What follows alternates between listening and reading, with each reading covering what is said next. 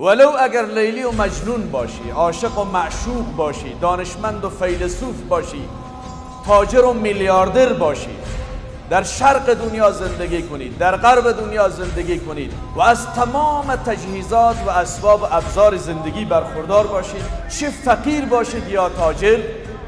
چی امی و ناخوان باشید یا دانشمند، چی در افغانستان باشید یا در بیرون از افغانستان، زندگی مشترک بین زن و شوهر خالی از اختلاف و جنجال نیست. این یک چیز طبیعی هست. زمانی که دو تا انسان متفاوت، عقل متفاوت، درک متفاوت، استعداد و فهم متفاوت در کنار هم دیگر قرار بگیرند و قرار باشد که سالهای متمادی اینها با هم زندگی بکنند، ممکن نیست در این زندگی جنجالی پدید نیاید، اختلافی پدید نیاید، نشوزتی پدید نیاید.